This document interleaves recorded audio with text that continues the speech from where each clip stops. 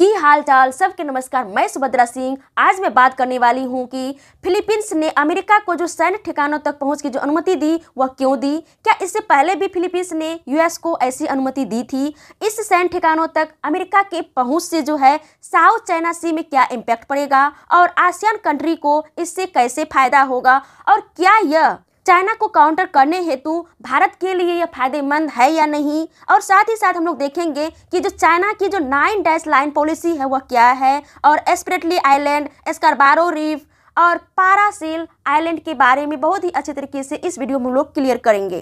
तो देखिए, फिलीपींस ने जो है अमेरिका को 4 सैन्य ठिकानों तक व्यापक पहुंच की अनुमति दे दी है और इसके लिए जो समझौता हुई है यह फिलीपींस के राष्ट्रपति फर्डिनेंड मार्कोस जूनियर और संयुक्त राष्ट्र के रक्षा सचिव लॉयड ऑस्टिन के बीच जो यह समझौता हुई और इसके तहत जो है फिलीपींस ने अमेरिका को 4 सैन्य ठिकानों तक व्यापक पहुंच की अनुमति दे दी। आप यहाँ फिगर में देख सकते हैं, ये रहा आपके जो हैं फिलीपींस के राष्ट्रपति फर्डिनेंड मार्कोस जूनियर और ये रहे आपके जो हैं अमेरिका के रक्षा सचिव लॉयड ऑस्टिन। और यहाँ पर जो है फिलीपींस जो है अमेरिका के रक्षा सचिव लॉयड ऑस्टिन का स्वागत करते हुए यहाँ पर इस पिक में आप देख सकते हैं। अब चलिए हम लोग देखते हैं कि फिलीपींस और अमेरिका के बीच जो ये समझौता हुई तो कौन से समझौते के तहत यह समझौता हुई। तो देखिए, उन्नत रक्षा सहयोग समझौता के तहत ही जो है यह समझौता हुई। और उन्नत रक्षा समझौता क्या है, तो देखिए उन्नत रक्षा सहयोग समझौता कहें या EDCA कहें, दोनों बात एक ही है।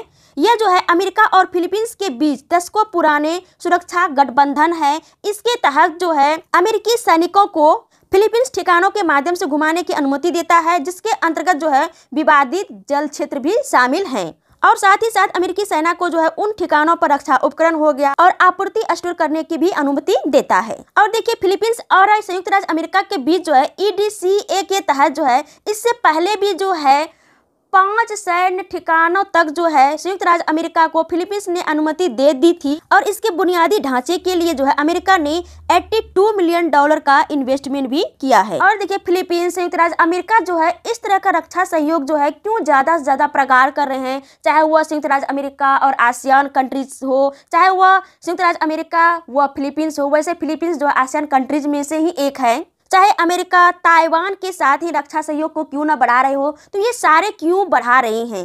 तो देखिए, अमेरिका ऐसा इसीलिए कर रहे हैं और जो आसियान कंट्रीज हैं चाहे वह ताइवान है वह इसीलिए कर रहे हैं कि जो चाइना है, जो चाइना की जो 9 डैश लाइन की जो रणनीति है उसके तहत जो है जो साउथ चाइना सी है, तो साउथ चाइना सी के पूरे जलमार्ग पर ही जो है वह दावा करता है, जो कि एक प्रमुख वैश्विक व्यापार मार्ग है। अब चलिए हम लोग मैप के माध्यम से जो है चाइना के 9 डैश लाइन को देखते हैं, उसके बाद ताइवान, फिलीपींस, संयुक्त राज्य अमेरिका, आसियान कंट्रीज को देखते हैं। हम लोग पहले जो आसियान कंट्रीज को देख लेते हैं, क्योंकि फिलीपींस भी जो है आसियान कंट्रीज में से ही एक है। तो आसियान के अंतर्गत जो है 10 कंट्रीज आते हैं, तो उनमें आपका म्यांमार हो गया, थाईलैंड हो गया, लाओस हो गया, उसके बाद इधर आपका वियतनाम हो गया, कंबोडिया हो गया, इधर आपका इंडोनेशिया हो गया, इधर आपका फिलीपींस हो गया। इधर आप जो 2 हिस्सा देख रहे हैं ये मलेशिया का भाग है। ये दोनों हिस्सा मिल करके मलेशिया कंट्री बनाता है। कौन सा? मलेशिया। और मलेशिया के इस वाले हिस्से के नीचे जो है एक छोटा सा कंट्री सिंगापुर पड़ता है और मलेशिया के इस वाले हिस्से के ऊपर जो है एक छोटा सा कंट्री ब्रुनेई पड़ता है। और यहाँ पर आप लोग क्लियर रूप से देख पा रहे होंगे कि ये वाले जो मलेशिया का हिस्सा है इसके नीचे सिंगापुर कंट्री है और ये वाले जो मलेशिया का हिस्सा है इसके ऊपर यहाँ पर ब्रुनेई आप लोगों को दिख रहा होगा। तो ये रही आपके आसियान कंट्रीज। अब चलिए हम लोग जो है देखते हैं फिलीपींस। वैसे फिलीपींस को हम लोग देख ही चुके हैं, फिलीपींस, ताइवान और USA को। तो ये रही आपकी ताइवान कंट्री, ये आपका फिलीपींस, उसके बाद ये रहा आपका USA और ये रहा आपका नॉर्थ पैसिफिक ओशियन। अब चलिए हम लोग देखते हैं कि जो चाइना की जो 9 डैश लाइन वाली जो रणनीति है तो वह साउथ चाइना सी में किस तरह से दिखता है, उसको चलिए मैप के माध्यम से देखते हैं। तो यहाँ पर आप सभी लोग देख पा रहे हैं कि ये जो 9 डैश जो है ये लगभग पूरे साउथ चाइना सी को ही कवर करता है। ये सारे एरिया में चाइना दावा करता है कि ये मेरा एरिया है और इसी को लेकर के जो है विवाद रहता है। जो भी आसियान कंट्रीज हैं और जिसका जो बॉर्डर है वह साउथ चाइना सी के साथ लगता है। और आसियान कंट्रीज को छोड़ करके ताइवान के साथ भी जो है इसका 9 डैश लाइन वाली जो रणनीति है इसको लेकर के विवाद बना हुआ रहता है ताइवान के साथ। यहाँ पर चाइना जिस तरह दावा करता है कि साउथ चाइना सी उसका है, उसके नाम पर पड़ने से उसका हो जाता है, तो फिर हम लोगों का हिंद महासागर क्यों नहीं हो सकता, क्योंकि हिंद महासागर जो है हिंदुस्तान के नाम से ही जुड़ा हुआ है। और इसी तर्ज पर जो है इंडिया को जो है अंतर्राष्ट्रीय स्तर पर जो है एक मुद्दा उठाना चाहिए कि हिंद महासागर जो है हमारा है। जब चाइना का साउथ चाइना सी हो सकता है तो हम लोगों का हिंद महासागर क्यों नहीं हो सकता है। और चाइना का जो है जो भी साउथ एशियन कंट्रीज है उनमें से जो फिलीपींस के साथ बहुत ही ज़्यादा ही विवाद बना हुआ रहता है। वैसे तो और सारे कंट्रीज के साथ रहते हैं लेकिन फिलीपींस के साथ ज़्यादा ही बना हुआ रहता है। चीन जो है समुद्री मलेशिया को मनीला के जो विशेष आर्थिक जोन है उसमें जो है बीच बीच में जो है उसको उपस्थित करवा देते हैं।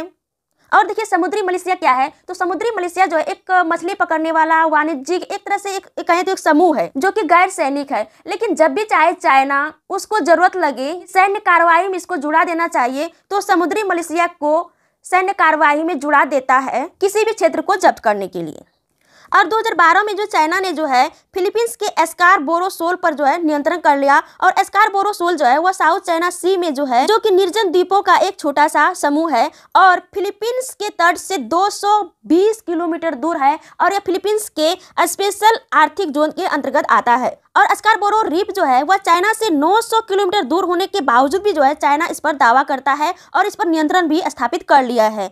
और स्कारबोरो शोल जो है वह मछली पकड़ने, शिपिंग मार्गों और संभावित रूप से भारी तेल और गैस जमा सहित मूल्यवान क्या है संसाधन है। अब चलिए हम लोग थोड़ा जो है स्कारबोरो शोल को साउथ एशियन सी में जो है के माध्यम से देख लेते हैं। तो ये रहा आपके साउथ एशियन सी में स्कारबोरो शोल। और देखिए साउथ चाइना सी जो है क्यों इतना इम्पोर्टेंट है चाइना के लिए चाहे वो वर्ल्ड के लिए। तो देखिए साउथ चाइना सी जो है वो एशिया के महत्वपूर्ण और संसाधन संपन्न क्या है क्षेत्र है और दुनिया का जो 50% जो ट्रेड होता है वो इसी रास्ते से होकर के होता है। और पर ईयर जो है 5 ट्रिलियन मूल्य के व्यापार इस रास्ते से होते हैं। और साउथ चाइना सी में जो है बहुमूल्य तेल व गैस के भंडार है। तो इसीलिए चाइना जो है बगुला की नज़र की तरह जो है इस पर नज़र गड़ाए रखता है। और अभी जो ज़्यादा विवाद है फिलीपींस और चाइना को लेकर के वो स्पिरिटले आइलैंड को लेकर के है। और इससे पहले जो है जो स्कारबोरो जो रीफ है जो कि फिलीपींस का था तो उसको तो अपने नियंत्रण में ले लिया चाइना। अब उसका जो नज़र है स्पिरिटले आइलैंड को लेकर के है और इसी को बचाने हेतु जो है फिलीपींस ने अमेरिका के साथ जो है 4 सैन्य ठिकानों तक पहुंच के लिए जो है यूएस को अनुमति दे दी है। और ऐसा माना जा रहा है कि लुजोन में ही जो 4 सैन्य ठिकाने जो नए हैं वे सारे लुजोन में ही है। वैसे यह पब्लिश नहीं किया गया है कि वह लुजोन में ही है। ये वाले एरियाज आप देख रहे हैं यह फिलीपींस का लुजोन है। अब चलिए हम लोग देखते हैं कि स्पिरिटले आइलैंड आखिर इतना मूल्यवान है तो क्यों है। तो आपका ये रहा साउथ चाइना सी में स्पिरिटले आइलैंड और यह जो है 26.3 ट्रिलियन डॉलर मूल्य का जो है यहाँ पर हाइड्रोकार्बन जमा हुआ है। और इसी को लेकर के जो है चाइना विवाद खड़ा करता है क्योंकि यहाँ पर जो है इतना मूल्य का जो है क्या है हाइड्रोकार्बन जमा हुआ है और इसका फायदा उठाना चाहता है चाइना। और साउथ चाइना सी को लेकर को जो है वियतनाम, मलेशिया, इंडोनेशिया, फिलीपींस और चीन के बीच जो है विवाद बना हुआ रहता है। तो चलिए हम लोग मैप के माध्यम से देखते हैं कि जो इसका क्षेत्र जो विवाद बना हुआ रहता है तो वह कितना कितना एरिया में बना हुआ रहता है। तो यहाँ पर आप लोग मैप में देख सकते हैं ये तो चाइना का हो गया 9 डैश वाली रणनीति, इसके अंदर चाइना दावा करता है और इधर फिलीपींस दावा करता है, इधर आपका मलेशिया दावा करता है जिसके अंतर्गत ब्रुनेई भी आ जाता है और इधर आपका जो है वियतनाम दावा करता है कि ये मेरा एरिया है इतना ये वाला एरिया, इधर आपका तो मलेशिया हो गया, इधर जो है आपका ये इंडोनेशिया। तो सभी का जो है अपना अपना विवाद है। अब चलिए हम लोग थोड़ा जो इंडिया और फिलीपींस के रिलेशन को देख लेते हैं। वैसे इंडिया और फिलीपींस के बीच रिलेशन जो वह मध्यकाल से ही है, लेकिन 21वीं शताब्दी की बात करें तो 21वीं शताब्दी में जो है वह 2000 ईस्वी में स्थापित हुई इंडिया और फिलीपींस के बीच रिलेशन। और यह जो संबंध स्थापित हुई 2000 ईस्वी में तो वह नीति परामर्श वार्ता के साथ स्थापित हुई। और इस वार्ता में जो है आतंकवाद से निपटने और अंतर्राष्ट्रीय स्तर की जो भी मामला है उसको सुलझाने के लिए तो इन सारे चीज़ों के निदान हेतु जो है नीति परामर्श वार्ता हुई थी और उसी के साथ जो है संबंध स्थापित हुई थी 21वीं शताब्दी में इंडिया और फिलीपींस के बीच। और जब 2009 ईस्वी में जो है इंडिया और आसियान के बीच जो है फ्री ट्रेड एग्रीमेंट साइन हुआ तो उसमें फिलीपींस जो हस्ताक्षर किए और शामिल हुए। और यदि हम लोग इंडिया और फिलीपींस की व्यापारिक संबंध की बात करें, ट्रेड की बात करें तो 1.6 अरब डॉलर की जो है ट्रेड हो रही है, जिसमें कि आपका टेक्सटाइल हो गया, फार्मास्यूटिकल हो गया, इंफॉर्मेशन टेक्नोलॉजी हो गया, उसके बाद हो गया इस्पात हो गया, ऑटोमोबाइल हो गया, ये सारे जो है व्यापार होते हैं इंडिया का फिलीपींस के साथ। और यदि हम लोग सैन्य संबंध की बात करें तो 2013 में जो है जो सुपर टाइफून आया था हाइयान, उसमें भारत सरकार ने जो है फिलीपींस की बहुत ज्यादा मदद की थी, जिसमें कि भारत सरकार ने फिलीपींस को राहत सामग्री, आर्मी यहाँ से भेजे। और 2013 में ही भूकंप आया था जिसमें भारत ने $1 लाख की जो है सहायता राशि प्रदान की थी। और फिर 2017 में क्या हुआ कि आतंकवाद से बहुत ही ज्यादा फिलीपींस ग्रस्त हो चुकी थी, उससे निपटने के लिए जो है $5 लाख जो है भारत सरकार ने मदद दी और साथ ही साथ जो है वहां पर आर्मी भी भेजी ताकि आतंकवाद से बहुत अच्छे तरीके से निपटा जाए। और रिसेंटली यदि हम लोग बात करें 2022 की, तो फिलीपींस जो है अपनी नौसेना को मजबूत करने हेतु जो है $375 मिलियन का भारत के साथ तट आधारित एंटी-शिप मिसाइल प्रणाली हासिल करने का एक सौदा भी किया है। तो ये सारे संबंध रहे इंडिया और फिलीपींस के बीच। अब चलिए हम लोग देखते हैं कि जो फिलीपींस ने जो अमेरिका को 4 सैन्य ठिकानों तक पहुंच की जो अनुमति दी है, तो इससे किस तरह से भारत फायदा उठा सकते हैं और इसके माध्यम से इंडिया कैसे चाइना को काउंटर कर सकते हैं। तो देखिए, इंडिया और अमेरिका के बीच जो है एक लेमुआ समझौता हुआ है। इसके तहत जो है अमेरिका के विदेशों में जो भी सैन्य ठिकाने या अड्डे होंगे उसका यूज भारत कर सकता है और भारत के विदेशों में जो भी सैन्य ठिकाने अड्डे होंगे उसका यूज अमेरिका कर सकता है। तो लेमुआ समझौते के तहत जो है इंडिया जो फिलीपींस में अमेरिका ने जो सैन्य ठिकाने लिए हैं या जो डेवलपमेंट कर रहे हैं, तो उसका यूज जो है चाइना को काउंटर करने के लिए इंडिया कर सकता है। जो हिस्सा चाइना का इंडिया के साथ बॉर्डर लगता है तो उसमें इंडिया जो है फेस टू फेस काउंटर कर सकती है, और जो हिस्सा चाइना का इंडिया के साथ बॉर्डर नहीं लगता है तो वो इस तरह से जो है चाइना के साथ काउंटर कर सकते हैं।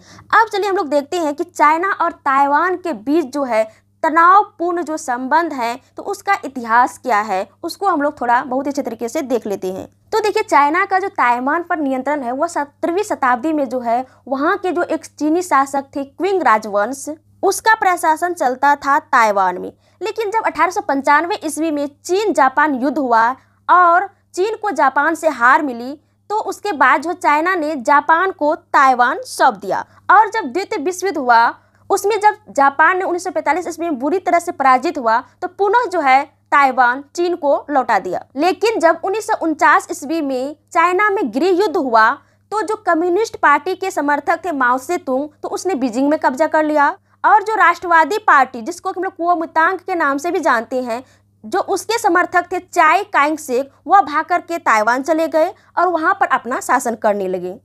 और तब से लेकर के अब तक जो है ताइवान का अपना शासन प्रशासन है, चाइना का अपना शासन प्रशासन है। लेकिन आए दिन आप लोग खबरों में सुनते रहते हैं कि चाइना जो है ताइवान को उसके ऊपर जो है मिसाइल अटैक करती हैं, ताइवान के स्पेशल इकोनॉमिक जोन में जो है गैर कानूनी रूप से एंट्री कर देते हैं। ये सारी चीजें आप लोग आए दिन सुनते रहते हैं। और चाइना इसीलिए ऐसा करता है कि चाइना जो है ताइवान को हड़पना चाहता है। और चाइना किसी भी देश के साथ ट्रेड करता है, चाहे वह भारत ही क्यों ना हो, तो ट्रेड करने से पहले जो है वन चाइना पॉलिसी पर हस्ताक्षर करवा लेता है। और भारत ने 1949 ईस्वी में ही इस पर हस्ताक्षर कर दिए हैं। लेकिन भारत ने यहाँ पर गलती की, लेकिन जो भी कोई गलती करता है तो उसको सुधारने का मौका जो है जरूर होता है आगे चल करके। तो इंडिया को भी चाहिए कि जिस तरह से इन्होंने साइन किए हैं, ट्रेड अभी कर रहे हैं, तो चाइना को भी जो है वन भारत नीति पर हस्ताक्षर करवाएं, उसके बाद ही जो है भारत चाइना के साथ ट्रेड करें। तो ये रही आज की आपकी वीडियो। तो आई होप कि वीडियो आप लोगों को पसंद आए होंगे। यदि पसंद आए हैं तो वीडियो को लाइक करें, शेयर करें एंड सब्सक्राइब करें। तो that's all for today's class. See you again next video. Bye bye, जय हिंद।